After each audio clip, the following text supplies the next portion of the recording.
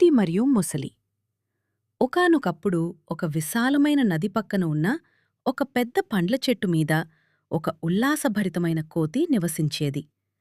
అది ప్రతిరోజూ తీయని, రసవంతమైన పండ్లను తింటూ కొమ్మల మీద ఆడుకునేది.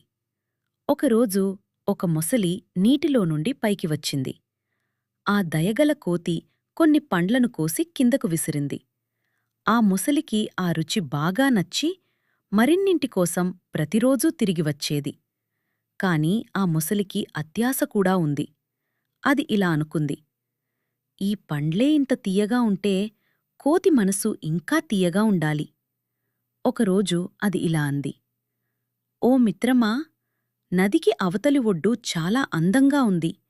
నా వీపుమీద కూర్చో, నిన్ను అక్కడికి తీసుకువెళ్తాను. ఆ కోతి దానిని నమ్మి దాని వీపుమీదకు దూకింది.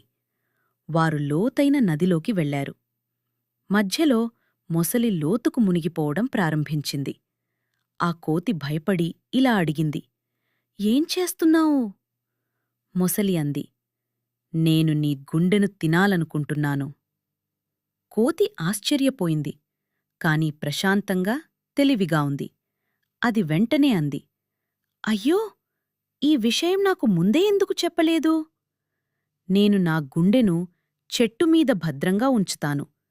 నువ్వు నన్ను తిరిగి తీసుకువెళ్తే నేను దానిని నీకిస్తాను. తెలివి తక్కువ ముసలి దాని మాట నమ్మి వెంటనే వెనుదిరిగింది.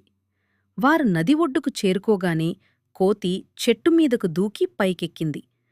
పైనుండి అది అరిచింది, తెలివి తక్కువ ముసలీ, ఎవరూ తమ గుండెను చెట్టుమీద ఉంచుకోరు.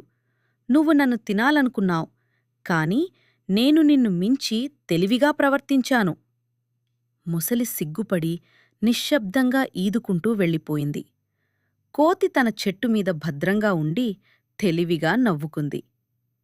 నీతి: ప్రమాదంలో భయపడవద్దు. తెలివిగా ఉండి మీ మెదడును ఉపయోగించండి. ఈ కథ మీకు నచ్చితే ఇలాంటి మరిన్ని కథల కోసం కథా అరణ్యాను లైక్ చేయండి, షేర్ చేయండి మరియు సబ్స్క్రైబ్ చేసుకోండి.